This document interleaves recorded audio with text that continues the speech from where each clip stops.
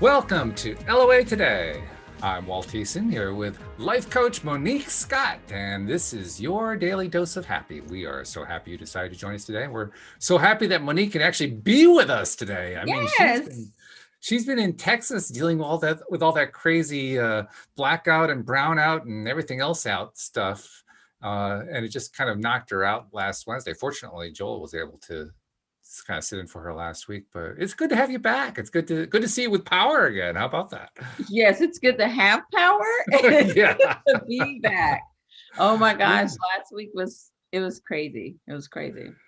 Well, we'll get into that in a minute because I'm sure there's a good story to tell there. Before we get to that, I actually have an email that's been hanging around for a couple of weeks, waiting for you to be back. Okay, let's do it. Yeah.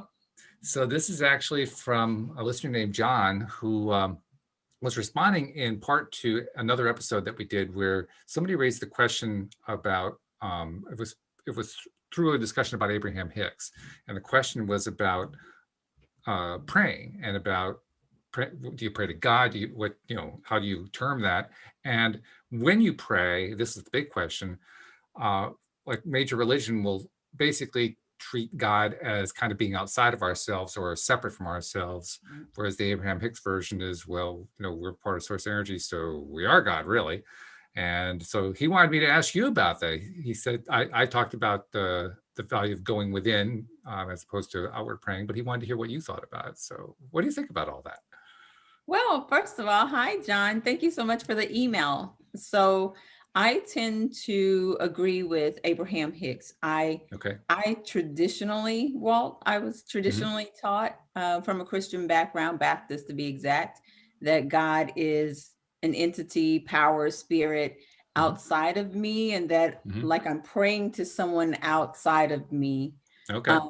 But as I have evolved spiritually over the last few years, I believe that what Abraham Hicks says is true, that God resides within us. And I actually believe, like Neville Goddard believes, that God is our own, as he would put it, wonderful human imagination, which makes perfect sense to me, because if we create from our imagination, and if you think about, and this is just me, if you think about God being housed inside of us, right? Sure. Where would he actually live? Like where? What part of my body would he be in? And it just made sense to me what Neville Goddard said. He's our imagination. If our imagination is what really creates our reality, and God is the creator, then it just makes sense that it goes hand in hand, right? So John, I completely believe what Abraham Hicks believes, that we are essentially one with God and we are God. Okay. Well, that's pretty straightforward. And you kind of bridged the gap there. You kind of covered everything there. I mean, you were both on the external and on the internal. I mean, you got feet in both camps. That's pretty good. But what do you think, Walt? How do you feel about it? Oh, I definitely, I mean, my journey was a little bit different from yours in that I rejected religion when I was 14. So, I had nowhere else to go but inward. It just took me about 50 years to get there, but I got there eventually, Right. And once I got there, it was through Abraham Hicks's teaching and through others too. It wasn't limited just to what Abraham was teaching me, but the Abraham messages just resonated in a huge way with me. Yeah. Really, really huge way. So yeah, I definitely am all about going inward. And that took some practice for me, to be perfectly honest. I think the hardest thing for me was recognizing that there was even anything there. Wow. Okay. And what I finally came to realize is that I had always known it was there, but what was there, I had always discounted as, well, that's not anything. Really? Yeah. I think partly because of what I went through with my own rejection of religion. I think I kind of cut everything off a little bit. But yeah, well, I mean, the way I've described it in the past is that connection, it just feels like an always on switch, like a continuous power source, so to speak. And it doesn't shift. It doesn't vibrate up and down in terms of changing velocity or anything like that. It just stays right there. And it's like anything else. If you have something that never moves, after a while, you just kind of discount it. You don't even see it anymore. It's like background after a while. Right. And I think that's kind of what happened with me. It got to be such a background thing that I just figured, well, that's not anything anyway, so I'll just kind of skip that. And when I finally started to reach inside and look for where it was, it took me a while, but one day I kind of thought about that feeling that was always there. I always put it right at my heart or just below my heart. That's usually where I associate it. And I said, I wonder if that's it. I wonder if that's what I've been looking for. It's been there all along, hiding in plain sight. So what was the situation or the incident that happened that made you kind of second guess and say, hey, wait, maybe there is something? Well, I just from doing the show, I had so many really highly skilled, highly knowledgeable co-hosts telling me about going inside that I figured it had to be there. So even if I wasn't Everybody getting it, lying, right? There couldn't be that many people who are wrong, just not possible. Right. I of course know that that's not true. There are plenty of people who get wrong about stuff, but it just, there were people I trust, people I believe, people I agree with on most stuff. So I figured, I'm probably just missing it somehow. And I would ask often, well, how do you make the connection if you can't find the connection? And it became topics of great conversations around the show. But I can't point to a specific event. Okay. It was more gradual over time, like a realization that kind of dawns on you gradually, like, I wonder if that's that. Well, I wonder if it's that. Well, it could be that. I don't know. You just kind of go back and forth and finally, that's got to be it. It just like it's an evolution more than a aha moment. There wasn't a whole lot of aha. It was more like, oh. And so is that once you kind of started to have that feeling like, hey, wait, something's here, is that what kind of translated into your journey into the law of attraction and manifestation? Oh, no. This was long after I was interested in law of attraction. Oh, wow. Yeah. Like I said, while I was doing this show, and I became interested in LOA about 4 years before I even started doing the show. Oh, okay. Yeah. So I've been into this for quite some time.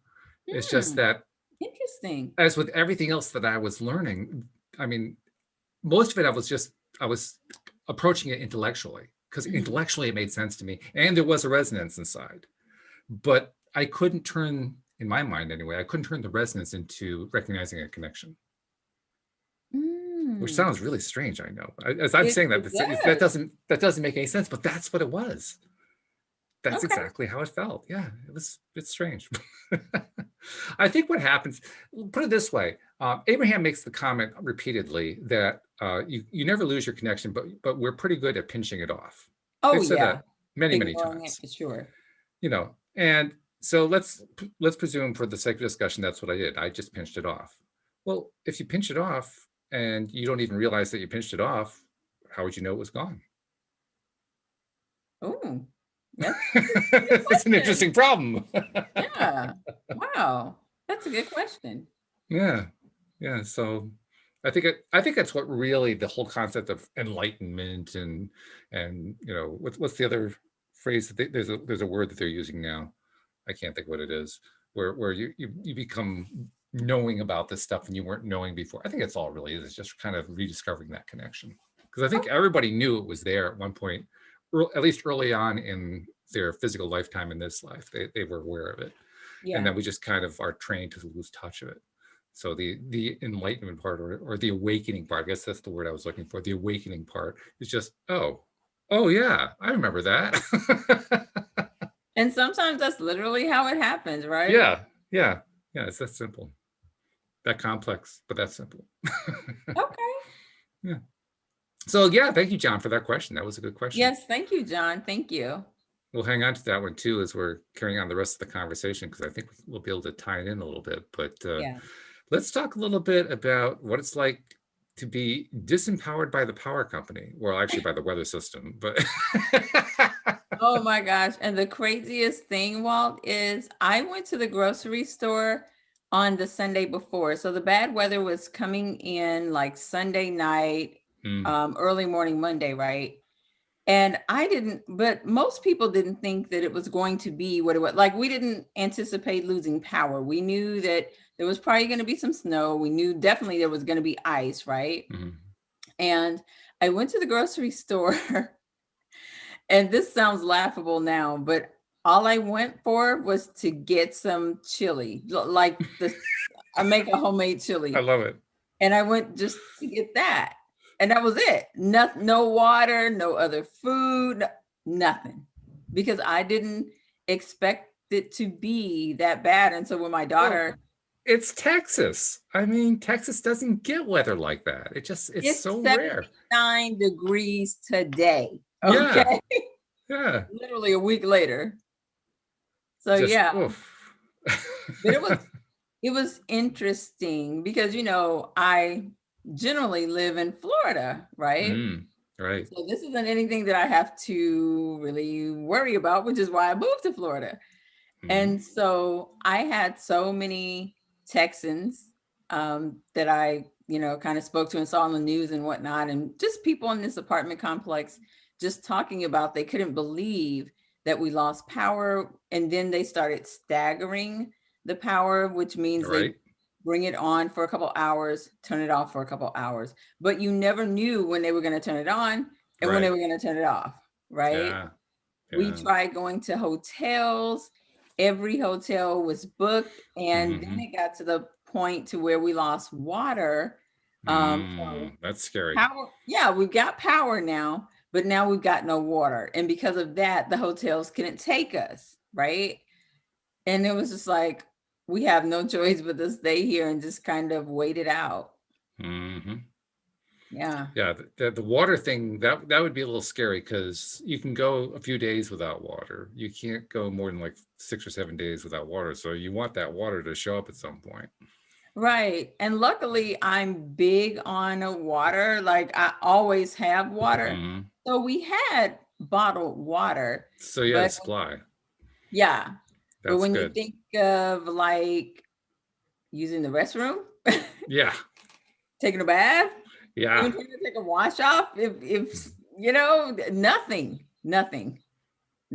Yep. So It's that was quite the interesting for about experience. 4 days. Yeah, and it's a long time to deal, especially dealing with the rolling power outages with those cold temperatures. I know what that's like too. That's Yeah. a little frightening as well. So, how did you maintain your perspective on all that? It's so funny that you said that because I know my daughter thought I was crazy. I know she did. Because I am literally laying in bed smiling. And she's like, Mom, what are you smiling about? It's like 13 degrees outside. It's like 50 something degrees. And here like, this is awful. And Walt, I told her, I said, you know what, China, we've got it good because her apartment complex is fairly new. It's only a Mm, few years old. So yeah, it's sure. well insulated. So it really didn't get very cold inside the apartment at all. Comfortable, Right. actually, really, to be Okay. honest with you, to say it was like 13 degrees outside. Right, right. But my thought process was just, God, I'm grateful because it could be so much worse.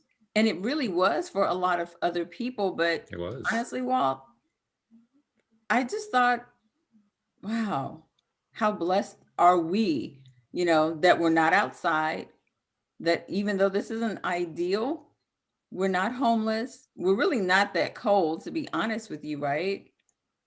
So I'm always a glass half full kind of girl. So it didn't really bother me, to be honest with you, because all I kept thinking about, Walt, is somebody out there has it so much worse than we do. And then Mm, once, the power came back on and I started watching the news and I could get cell service and Google News and stuff was coming up. And I'm seeing all of these people, even some celebrities who live here, in the Houston area or Texas, was talking about the home damage, water pipes bursting, on right. top of not having, power or water. And I honestly, Walt, I just felt grateful, really. That is, first of all, a testimony to you and to the work that you've done in your own life so you can do that. It's also a fabulous perspective and a way of understanding perspective, because probably the hardest thing to do, I think you'll probably agree with this, is to maintain perspective in the face of strong adversity, whatever that adversity might be. Right. After the adversity, Yeah, not so bad at that point. Before the adversity, it's not here yet, no big. But during it, that's where the rubber meets the road, as far as I'm concerned. And sometimes I'm good at it, sometimes I'm not so good at it. But that's the measuring stick, as far as I'm concerned. So the fact that you're able to do that so effectively was really great. Now I got to ask, once you got through and the power was back, what was China's response to that? What did she think? She was like, oh my gosh, thank goodness. Like, finally, we've been saved and rescued. And I was like, girl, it wasn't that bad. To me, the worst part of it was not being able to flush. Other than that, it wasn't anything I couldn't live through again. I'll put it to you like that. Not that you would choose to. Yeah. Definitely not. Nobody would choose that, right? Right. But it wasn't nearly, like I said, as bad as it could have been and was for a lot of Texans, millions of Texans, actually. And many are still going through it too. There's still quite a bit of fallout from it. Now, despite all the trouble you guys are going through, we did have one benefit here on the show, and that Joel Elston was able to come on, which was great. I got a chance to catch up with him, and listeners who hadn't heard him before got a chance to hear him. It was really, really good. One of the things that he's talked about a lot in the past, he went through tremendous amounts of adversity, particularly when he was a young man in his 20s. He was homeless. He was a gambling addict. He was living in the streets of Las Vegas. Wow. He ended up getting arrested for embezzlement because he embezzled from his father's life insurance business. I mean, it was just like one long string of really awful stuff. And he has repeatedly told me he wouldn't trade any of that experience for anything. Not that he wants to live it again. Right. But he considers that to be some of the best stuff that ever happened because, first of all, he learned how to get perspective. He learned how to change perspective. And it basically, that experience set him up for life in terms of life experience and life experience that he was able to apply in his later life. So once he got past all that insanity, he became a therapist and then eventually switched over to life coaching. But he was a therapist for a long time, helping gambling addicts because he was a gambling addict. And gambling addicts usually get the short end of the stick because they don't have any money, so they can't get therapy. So he was helping people who normally couldn't even get help. Wow. Yeah. Wow. And then later on, he started helping out young men mostly, sometimes young women, but mostly young men who were stuck in the foster care system, particularly the ones who were considered unadoptable. Yeah.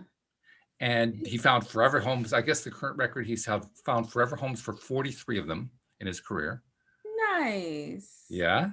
And this isn't just nice. This is actually highly significant because statistically, if you pass through to your 18th birthday, remaining in the foster care system, it's almost 100% you'll end up in prison. Wow.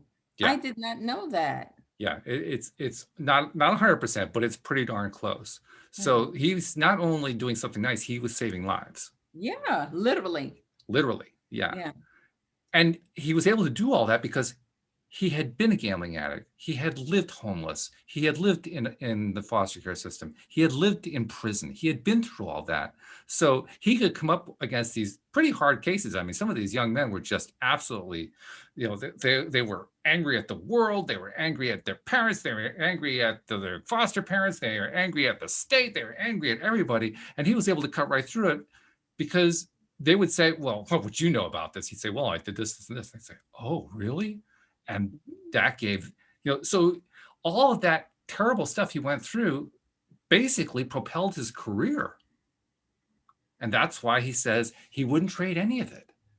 It gave him the life of his dreams to go through that junk. And that's a fairly common pattern I've seen since getting to know him over the last, 6-7 years now that I've known him. Well, actually, I've known him about 8.5 years because I also interviewed him the very first year that I was doing the show. But I got to know him really well in the last 6.5, 7 years. During that time, as I've heard that story from him and kind of applied it, if you will, watching and observing how does it actually play out in the real world. Oh my goodness. So often people who come from adverse circumstances skyrocket in their careers. Just amazing how often that happens. So Yeah. I guess that leads to a question. Do you find that it's been true in your life? Any of the adverse circumstances that, first of all, led you to be able to have the perspective that you had while Texas was going through that craziness over the last week? And secondly, have you had any experiences like that from your own life that have carried through to where you are today? Oh, yeah, absolutely. Because I honestly believe, we talked about all of us being connected, all human beings being connected to source, right? We are one. We're one with the creator, source, energy, infinite intelligence, God, whatever you call he, she, or it, right? Mm-hmm. And so I believe that the experiences that we experience here on the earth plane is never just for us. I do believe because we're all interconnected, if you will, because we all are one, that my experience can help you, your experience can help my daughter's experience can help Joe, and on, right? So I think that it is a matter of keeping things into perspective when things happen for you, because I always believe, Walt, that the things, any adversity that happens in my life is for a purpose. That's what I believe. So I'm not ever the why me kind of person. It's okay, God, what am I supposed to learn from this? Who am I supposed to come into contact? Because I know at some point it's going to benefit someone else, just like my rape, right? I know that it benefits or has benefited someone else who maybe heard my story or that I've talked to, and maybe I don't even know that it helped them, right? But it probably did at some point. If nothing else, a lesson of forgiveness for people. Mm-hmm. So I totally believe that, like he feels, it's one, our perspective, and two, since we're interconnected with source energy and we all are one, I believe that our experiences are to benefit other people, whether it's good or bad. Now, as I suspected, this connects back to John's question that he raised, because he was asking about God being external versus God being internal. And we kind of agreed, yes, God is internal. We're Yeah, part of God. God is our imagination, our consciousness, if you will, right. to use the Neville phrase. So it raises an interesting question in the context of what you just said, because you indicated that there is a purpose, not necessarily knowing what the purpose is, Right. which we usually associate, when we hear that phrase, we associate it with that external God, but we've also agreed that God is, we're part of God. So can you kind of talk for a moment of how can we have this purpose that we don't know what it is if we're also God and part of God? How can that be? I think it's always leading and guiding. I think the God in us is always leading and guiding. And that's kind of part of the purpose, is to find out, to allow him to lead you in that purpose. I believe that that's what we're all here for. We all have a purpose. We don't know what that is. I believe it's our job to find that purpose, but also in a lot of ways to allow our inner man, God, to lead us towards that. And sometimes that comes with adversity along the road to that purpose. Okay. And you used another interesting phrase there, lead us to it, right? That leading us to it, that or discovering what that purpose is. Um, Talk a little bit from your perspective. How do we find purpose in life? Because that purpose means a lot of different things to a lot of different people, first of all. So it's That's a true. little bit of a vague topic, right? Yeah. But it's something that I think most people who are at least in the conscious creator category that we address, um, they want to know what the purpose is because they've kind of gotten a pretty good idea. Once I know what my purpose is, I'm going to have a happier life because all I have to do is just pursue, what's big for me, and my life gets better, and I'm happier, and my vibrations up, and all that kind of good stuff. So, if someone's asking you about how do they find their purpose, what do you tell them? I tell them to go within. But I also, Walt, I also think that our purpose, if you will, is just what we enjoy, what we have a natural proclivity towards, right? So you and I, we love mind science. We love Mm-hmm. universal law of Oh attraction. yeah. If you never did anything else with your life, Walt, other than this podcast, this is your purpose. This is Yeah, it. It's I been pretty think, good too. yeah, because Yeah. I think when people think about purpose, I think they think of some big esoteric kind of grandiose, I need to be an Elon Musk, Oprah type Mhm. person in order to contribute to the world and have purpose, right?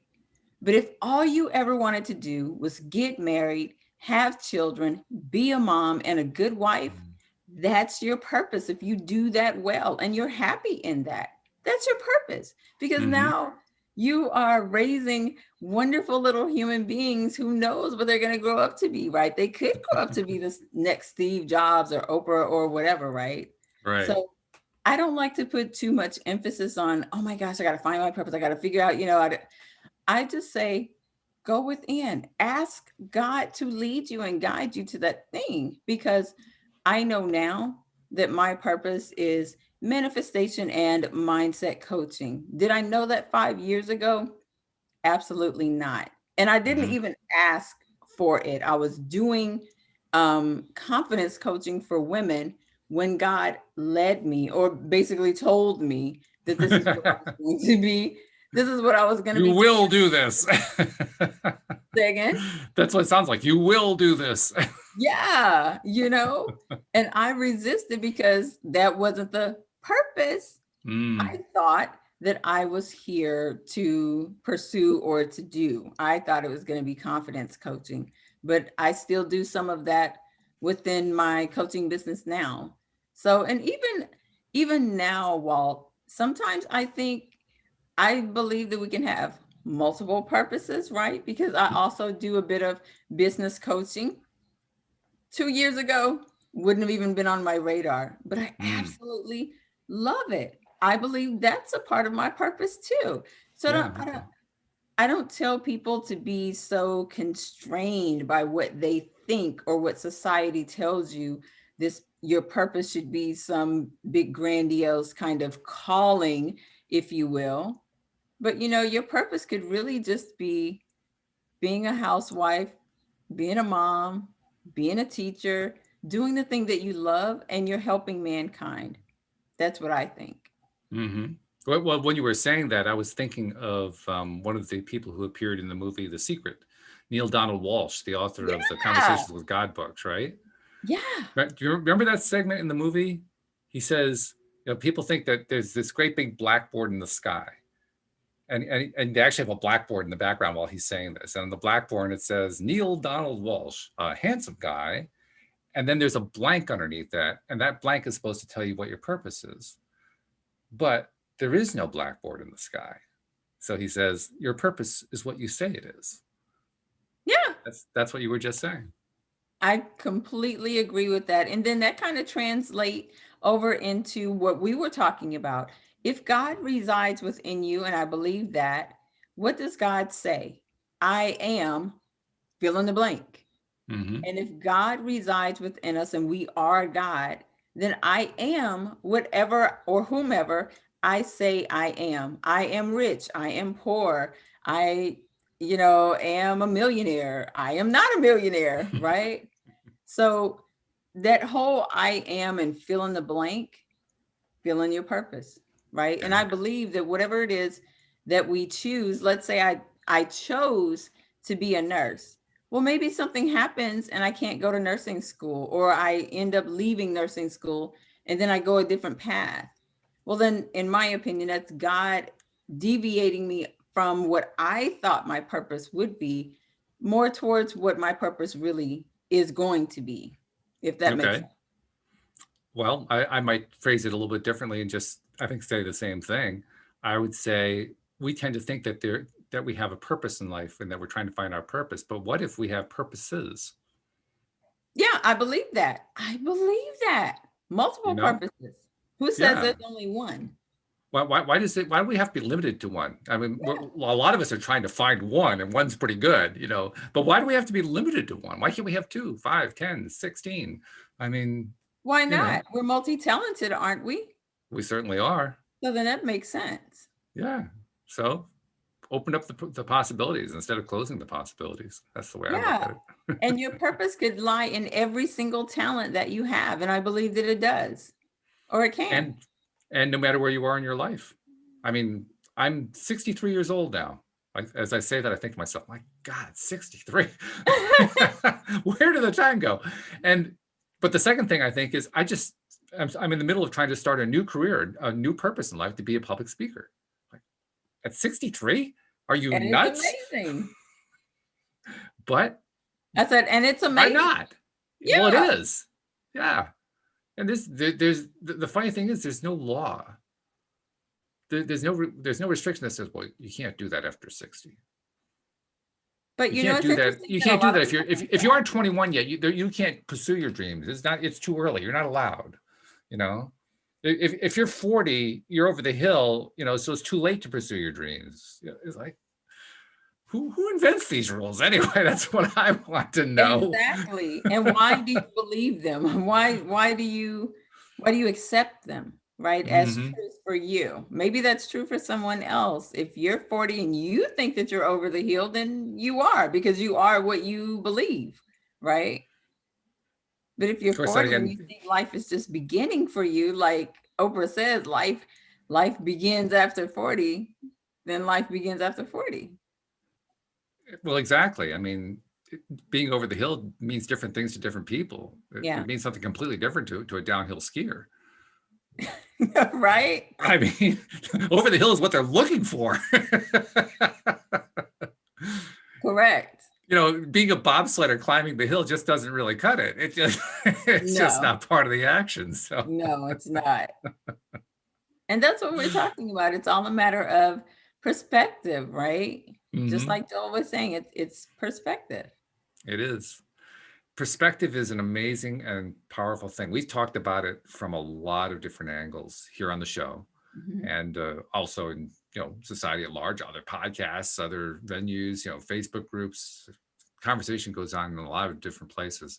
There are two things I find really fascinating about perspective. First, how we can choose it, and how Mhm. powerful it is when we make choices that are different from the ones we're used to making. Absolutely. It's remarkable how significantly we change our lives just by changing perspectives. So that's the first piece. The second thing that's really interesting, and we've had long conversations about this here on the show, is what happens when you have two or more, it's actually more, two or more people who have competing or at odds with each other perspectives. Mhm. And a few things happen with that, with the second genre, so to speak. One thing that happens is people gang up. They say, well, everybody's got to think like I do, which is really interesting. Isn't it? It's very interesting. We can't have the world is broken. There's one of the themes, right? The world is a broken world. We can't heal the world until we all come together. Right. That is a common theme. And no one ever asks, well, not no one. We ask here on the show, but a lot of people don't ever ask why. Why is that so important? And Why why is it does it so have to be important? that Why way? do we have to have unanimity of agreement? In fact, if we have unanimity, what happens to perspective? Mm, there's a question. It's a really good one. Mhm. Because if you have unanimity, you've got one perspective, Yeah. which gets pretty crowded. Yeah. Right. I would agree. But Yes. this is also the source of a lot of angst for a lot of people. And it's a source for a lot of conversation for teachers like Abraham Hicks, who teach that this contrast, because that's what we're talking about here, this Yeah. contrast of perspectives is what creates the expansion of all that is. Which, by the way, was a phrase that took me a long time to grasp in and of itself what on earth that meant in precise detail. And I'm Mhm. still learning that one, to be honest. But the idea that if it weren't for competing perspectives, we wouldn't exist. True. We would not. Everybody and Kind of, everything would be the same. it's kind of spooky, really. Kind of boring, really. Well, it does give new meaning to how to handle events like Texas last week. Yeah, right. If everybody's a Debbie Downer and woe is me and this is awful and terrible, right? Or if everybody is demanding a life where there are no Texases. Because that's what they're looking for, right? Everybody's like, well, I never want to have an experience like they had in Texas. Yeah, but it makes you grow, or it should, right? What do you mean And it gives you an should? opportunity for gratitude. Okay. Yeah, that's what I believe. You grow from situations like that because you can only imagine, we always like to say, well, if that was me, or if I was in your shoes, or Mm-hmm. that kind of thing, but you really don't know until you get into that situation, or you walk a mile or 2 miles in someone else's shoes, right? But yeah, people are quick to say, well, if that was me, I wouldn't, blah, blah, blah. You don't know what you do. And until you're in that situation, usually those are the types of situations, Walt, where you learn about yourself, which is Mm-hmm. why it's good. Mm-hmm. There's always some good that can come out of negative situations. I think you have to find the good because it's there some kind of way. And if there's no good, you make it good. You raised an interesting word there too that I think ties into the point that I was raising earlier that you were elaborating on, which is the word negative. Um, Something that Cindie Chavez and I talked about quite a bit, that Hmm. positive and negative are actually misleading terms. And this isn't the way she would explain it. This is the way I would explain it. But positive and negative actually have a moral component to them. Like Mm. there's something that's right, there's something that's wrong. There's good and bad, good and Yeah. evil. Right. And when we include that in our experiences, we're saying, well, that's a good experience, but this is a bad experience. That's an evil experience. That's a good experience. That's a great experience. And in that judging, as she likes to call it, for me, that's this is where different ways of explaining things actually gets a little bit confusing. So we have to kind of work it out to make sure we really are on the same track. But we're on the same page. Hmm. The way she describes it is when we judge in that way, when we cast a judgment that says this is good, this is bad, what we're really doing is we're missing the point of what we're doing. We're losing our perspective, and we're replacing it. We're replacing our ability to be conscious creators with a tendency to be dependent upon: am I in a good situation? Am I in a bad situation? Is this a good thing Mm. that's happening to me? Is this a bad thing that's happening to me? She tells the story about the Chinese farmer, the famous good luck, bad luck story. I can't repeat it, but it Oh. basically it's a very specific story, and I don't remember what the specific steps are, but the question is always, is it good luck or bad luck? Who knows? And I think the first one is that there's the farmer has a horse, and I don't remember where the horse comes from, but that's a good luck situation. But then the horse goes lame, and all the people say, "Well, that's bad luck," and the farmer says, "Well, good luck, bad luck, who knows?" And then the his son comes and does something with the horse, and the horse is able to walk again. I'm screwing up the details of the story. There's an actual story, and I don't remember what it is. But it goes from a good luck situation to a bad luck situation to a good luck situation to a bad luck situation. Hmm. And I guess one of the situations is at one point the son breaks his leg or something along that line. Oh, what bad luck! And the farmer says, "Good luck, bad luck, who knows?" And then the country goes to war, and the son can't go to war because he's injured.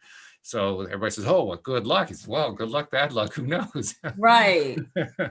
And it illustrates it's all perspective. How are you going to look at it?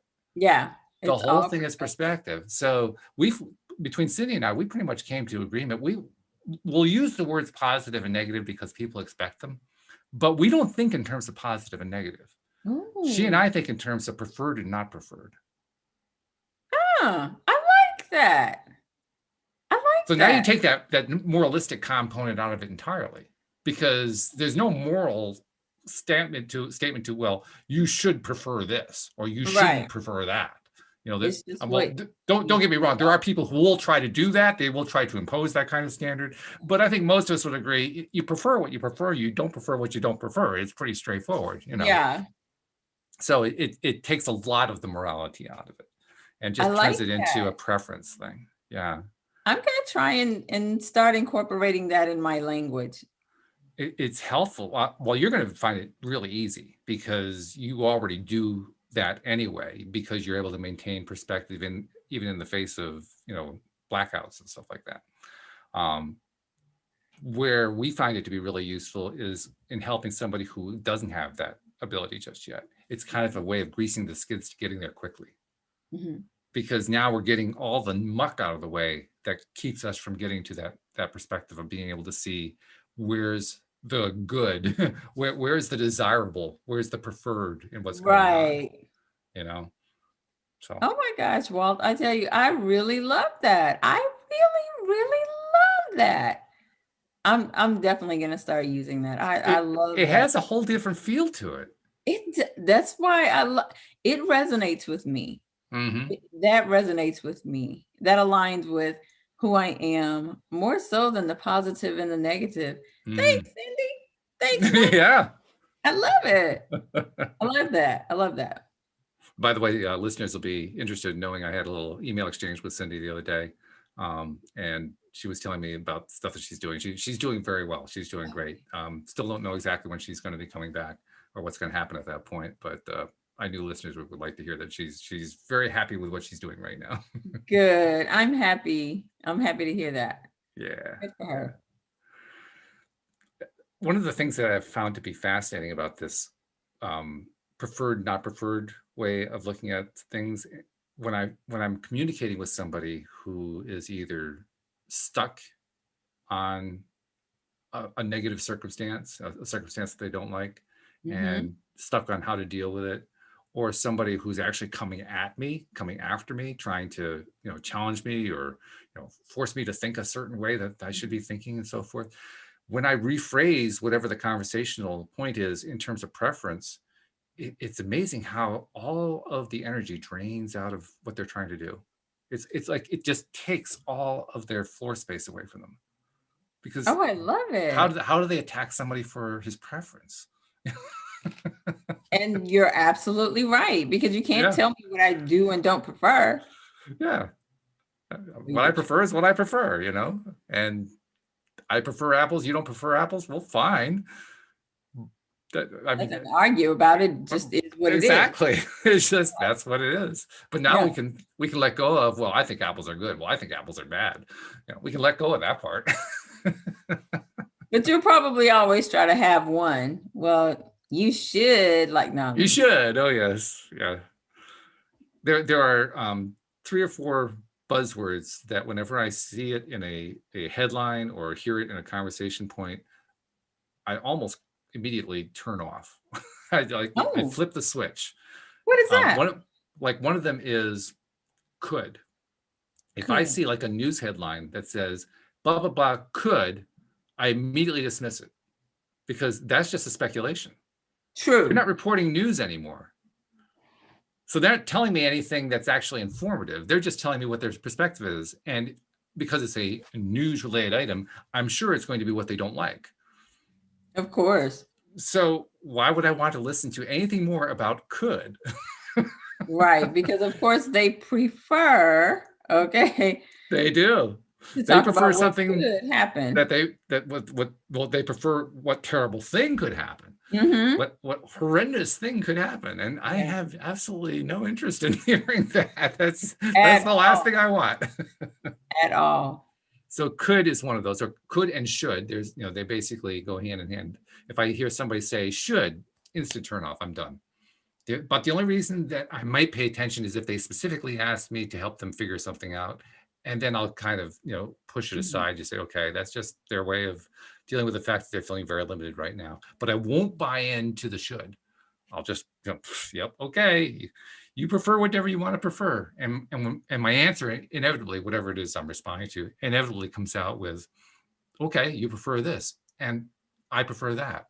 And the should kind of disappears. Unless they're really revved up, then they'll try to should me again. They'll try to should you again. Yeah, they're going to should me. Yeah. There's a lot of shitting that goes on. Yes, especially with parents. You should do this. You should. You should, yes. Yeah, I agree. But there's not too many of those words, but could, should, there are a few others that aren't coming to mind right now, but I see those buzzwords, and as soon as I see it, I know I don't have to pay any more attention to it. I know everything I need to know about whatever that thing was. I'm going to start paying attention to that. I It's never really thought valuable. It's a great filtering process. Hmm. And it's particularly good on I don't know about you. I try not to spend too much time focused on news just because Yeah, it's so I down. hardly watch it at all. It's a Well, I great don't. way on those occasions where I do want to find out something about what's going on. It's a good way to filter stuff out quickly because I can scan through headlines and anywhere I see a could or a should or one of those kinds of words, I just skip right past it. Hmm. This sounds like a fun little experiment for myself, along with using preferred and not preferred. Yeah. Oh, that combination's powerful. Yeah. I In like fact, that. I'll do the same thing with news articles on preferred and not preferred. I look at the news, and I only scan headlines. It's very rare for me. Well, that's not true. I do look at some articles. I'm looking to see, does the headline match the article? Because we know very often headlines are clickbait, and they're trying to convey one thing, and then you find out they're really talking about something else. Right. So I'll sometimes check things, is what I'm saying. I'll look at the article to see, and I'm just scanning for like 3 seconds to see, does that match? Oh, they're talking about that. Okay, I'm done. You know, I don't immerse myself in it to a great deal. But that combination of using the preferred and not preferred, do I prefer the topic they're talking about or do I not prefer it? If I don't prefer it, I don't go there. I'm not interested. I don't want to go there because I know how unhealthy all this news crap is. And if I see a should, would, or could in there, I'm done with that too, because I know they're just going to push an opinion. They're not actually sharing a factual, here's what's going on kind of a thing. I can flip through news quickly. Really quickly. I can get a very good handle on the little bit that I want to know about in a minute or two. I don't spend a lot of time on the news. Yeah. It doesn't take much time at all. Neither do I. The most news is when I open up Google browser on my phone. Yeah. Then underneath it automatically feeds the news for Fort Lauderdale and let me know what's going on there or whatever, right? And nationally, of course, what's going on. But yeah, I just honestly, I don't even read what it says. I'm a picture person, I'm a visual. So I just scroll, and if the picture catches my eye, then I read what the headline says. But I'm gonna try that. I'm gonna try that. Look for any could, look for any should. And when I'm reading it, do I prefer or not prefer to read this? Instead of looking at the pretty pictures. Well, no, the picture approach can work too. I mean, because they'll clickbait you all over the place. They'll try to get all kinds of ways to get you to look at something. Oh yeah. But so I would use I should probably pay a little more attention to the pictures. I tend to skip the pictures entirely. So you're probably right there. Look for something. Is there something that you like about the picture? If you don't, that's a sign to move on. Yeah. I can probably reduce it from or not. Yeah. I could probably reduce my 2 minutes down to 30 seconds, so it just reduces the amount of time I'm paying any attention at all to this junk that's out there. Yeah. So. Okay. Let me know how it works out when you try it. I'm curious. Yeah, I just had a thought around that and thinking the last time I looked at the news feed, the very first thing that came up was the picture of a fish sandwich, right? And of course it caught my attention because I like fish sandwiches. Okay. But I didn't even read what it said. And although I like fish sandwiches, Walt, I preferred that this is something fast food related based on the picture of this fish sandwich. So I prefer not to even read it. I just kept scrolling. So see, it wasn't a good fish sandwich. It had to be a fish sandwich of a particular standard before you'd even look at it. Yeah, it was I'm guessing, but it was probably McDonald's because it was square. It was square. Yeah, right. So it was probably a fish fillet. I don't know that for sure, but yes, it wasn't very appetizing. It was a fish rectangle is what it was. Is that really fish? Is that parts of fish? I don't know. I haven't tried one of those in so many years. I couldn't tell you. I have no idea. Nor do I care to find out. Nothing, I'm sure. That's why they slap on all that tartar sauce and cheese. Guys, how tasteless it probably really is. It certainly is. Interesting you should mention that too, because Louise, my wife, is very big on flavorful fish. My daughter too. Same thing? Yeah. She doesn't want fish, and she's disappointed if fish that we normally have that has flavor doesn't have the level of flavor she's looking for. In fact, sometimes she'll say, well, this doesn't have any flavor. And I'll think to myself, yeah, it does. It's light, but it's got some flavor. Oh no, not from her perspective. It does no flavor at all. I think she and my daughter would get along very well. Is your wife a Okay. foodie? Is she what? Is she a foodie? Um, yeah, kind of. Sort of. Yeah, Okay. yeah. I'm not sure I how I got define a foodie, but food is important to her. Let's put it that way. ah, I mean, how would you okay. define a foodie? What does that mean to you? Uh, People who like food, they generally like to cook. They like to eat. They like to eat out. They like to try different foods. Like they follow Somewhat food then. blogs and stuff like that. I mean, she would tell you she makes the food because she has to, but she likes to eat it. She sounds And like she's me. and she's good. She's a good cook. Don't get me wrong. She's actually a very good cook. But if we could have somebody in to just make all the meals for us, she'd be very happy with that. She'd like that a lot. That's me, That's you right? too? Okay. Yeah, I generally tend to date guys who like to cook. That's like a Ah, qualifier. okay. All right. That's on 'Cause the I don't list like to then. cook. That's another interesting question. Let's talk about that one for the last few minutes of the show. Do you have a list of criteria for guys that you're looking for? Is fat meat greasy? Of course I do. Is it a written list or is it just a list in your mind? Both, It's but both. yeah, both because after two particular relationships that I let go of years ago, this was back in 2016, I got an index card and I made a list of everything I wanted in my partner and I manifested him. Now, I didn't have narcissism on the list, which is why we didn't work out, but everything else, yes. So from that kind of let me know what I like, what I don't like. Mm. And so now it's just here. And it's funny that we're talking about this because literally I just got on the Hinge dating app almost 2 weeks ago. Uh-huh. And first of all, I was very surprised, but I guess I shouldn't be. I don't date a lot, right? I'm married to my work, to be honest with you. But Mhm. I had the Hinge app set for the location, Fort Lauderdale, right? Because that's technically where I live. Right. Okay, some decent guys. I switched it to Houston, Texas, where I am now. Completely different set of guys. Everybody likes their idea of a first date is tacos and margaritas or tacos and beer. And I was like, how many people can like tacos out here, right? Oh my gosh. So yeah. Well, regional differences, right? And that's what my daughter said. She was like, Mom, it's, you're looking at the Fort Lauderdale, Miami area. That's a different kind of It guy. He's is. living a different lifestyle. It is. It's very different. Yeah. Yeah. Texas They like is steaks out here a lot too. Texas Tacos is the and middle of the steak. country. It's the middle of the country, but it's basically southwestern. Right. Right. It might as well be in Arizona for what Texas is like, But I do have good Mexican food out here, and I love Mexican. It's my favorite. Is it really? Okay.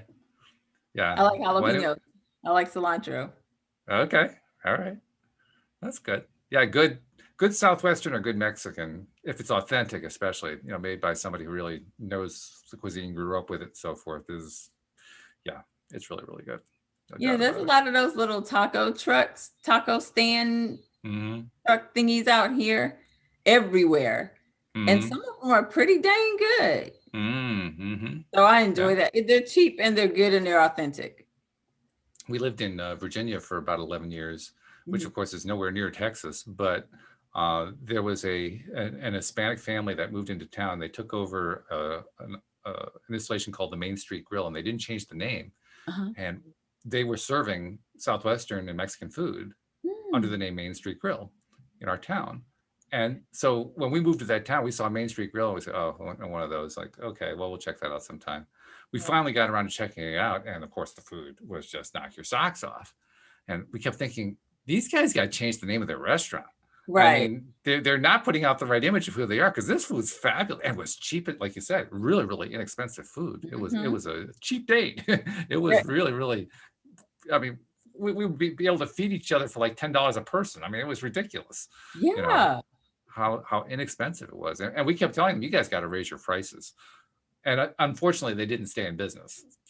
So, they need to they need to shift the way they were promoting it, and they need to change the price structure. But oh my goodness, the people who did know about them, it was like the most closely guarded secret in town. Don't tell. We don't want anybody else to know, which is really counterproductive, but what the heck. Right. But that food was good. So that's been my experience here in Texas so far. But yes, I do have a list. I always find that it for people who are manifesting, there's always a written list. That's why I asked that question. Absolutely. When they manifest, it's always, I've never heard a story different from this. It's always they checked every item on the list. Really? Yeah. Including with my wife, by the way. When my wife met me, the other way around, she manifested me. Girl. Back when she was a former therapist, back when she was in school to become a therapist, they'd had her make out a list like that. And she had made out her list, and then she'd fold it up and put it away and forgot about it for years. And then she met me and she started telling me that story. And then she had that blank look on her face and she said, wait here a moment. And she spent about 10 minutes going to look for it and found the list and pulled it out. And we went through item by item. She says, yep, you're that. Yep, you're that. Yep, you're that. Yep. I went right down the list. I checked everything off on her list. I love it. I mean, I'm surprised, but I shouldn't be really, because that's how it goes. I have heard so many stories, particularly from women who make written lists of characteristics that play out exactly that way. They get exactly what they're looking for. And I've had a few, like what you told me, that you had a list, but you learned through experience that it was an incomplete list, that you just didn't have enough criteria on there. But it's always the same thing. They get everything they're asking for on the list. So the moral of the story is be careful what you put on your list and make sure you make a list. Yes, because it will manifest. It will manifest. Yep. And the more detailed you are, the better what you get. Oh, absolutely. Absolutely. Yeah. So, yeah, that's an interesting thing. We'll have to pick that up as a subject next time to carry on a little bit more. I want to ask you a little bit about, try to remind me about this because otherwise I'll forget. But I want to ask you a little bit more about the specific kind of stuff that you've asked for and what you've gotten and whether or not it surprised you when you got it. Ooh, that's going to be fun. Because that was what happened with Louise, and that's what happened. Cindie had a similar story to that kind of thing. Others have had that same story. Yeah. So let's make that, but remind me that that's our conversation point, or one of our conversation points for next week. Will do. All right, good stuff. I want to remind people you can do like John did. You can use the LOA Today app to send in your question or your comment, maybe even just a topic idea you want us to address. That's what John asked. He wanted to know what Monique's perspective would be on praying in versus praying out. So take advantage of that. That's why we have that built into the LOA Today app. And we like hearing from you. And I got to tell you, Monique, lately, some of the emails we've been getting have been long emails, like, going on paragraph after paragraph after paragraph. Our listeners are paying a lot of attention to what we're saying. I love it. I love it. Thank you, guys. So we got to be on our game is what I'm saying. Yeah. We got to stay right on top of it, because they're checking us, right? Yes, they are. Yes, they are. They're listening. They're listening. It's a good thing. So, do take advantage of the LOA Today app. And there is a new version that's going to come out sometime in the next month or two. I'm putting in a copy of the book that we created a couple years ago, Your Daily Dose of Happy, Real Success Stories of the Law of Attraction. It's got some 55 stories in it. I've gotten 10 of them transcribed to the app, so it's taking a while, but we'll get there. They'll all get in there, and then there'll be an announcement about that. Woo, woo. In the meantime, thank you, Monique. Glad to have you back. Glad to have you back in power again. Glad to be back. Thank you very much to our listeners. We appreciate you as well. And we'll see you all next time here on LOA Today. Goodbye, everybody. Bye, guys.